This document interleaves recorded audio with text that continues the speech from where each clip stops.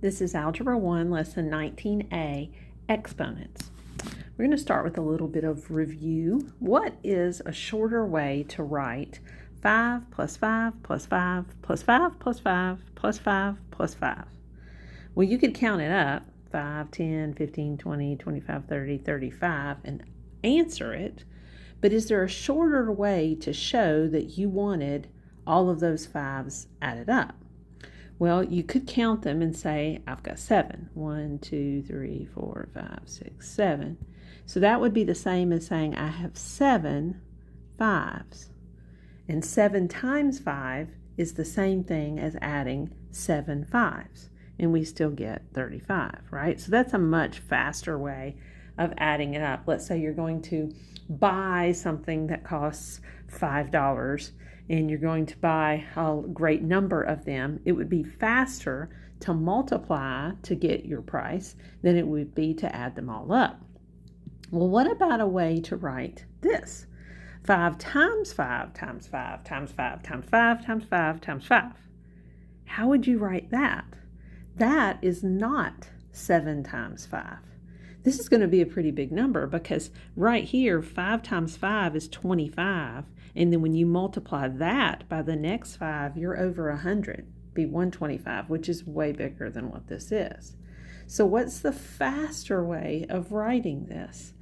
You may have had this before, you may not have, but you write it in exponential form. You would say that you're multiplying 5 a total of 7 times. See how these look different? 7 times 5 for the first one, and 5 to the 7th power for the second one.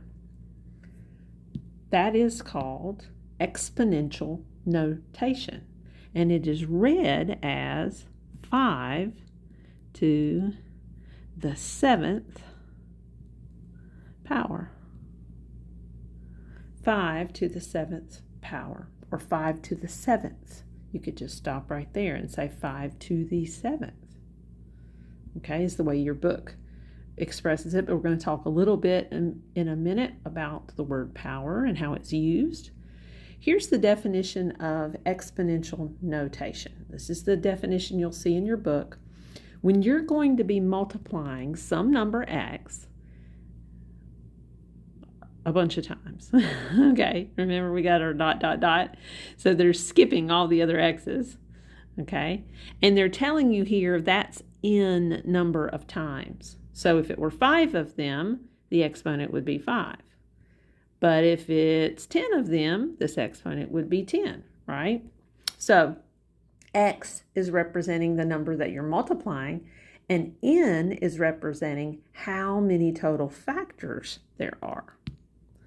X in this situation is called the what? It's called the base. Here, this is called the base. It's what's being multiplied.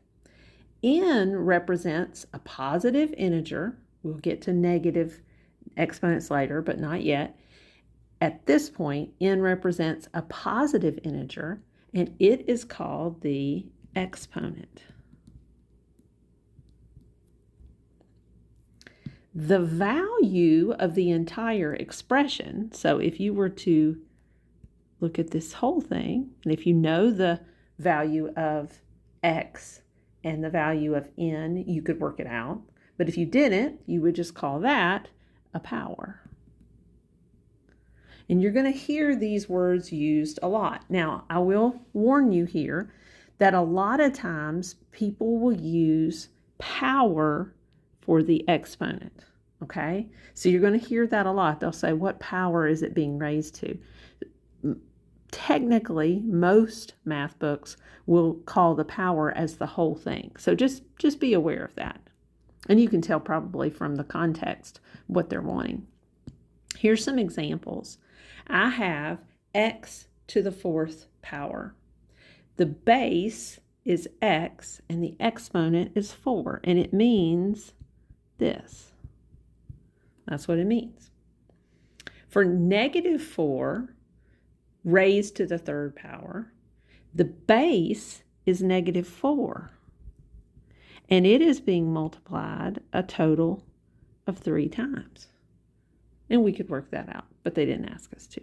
We're just looking at the notation right now. The next one we have 1/3, and that's your base, and the exponent is 4, so we've got 4 of these being multiplied together. Okay?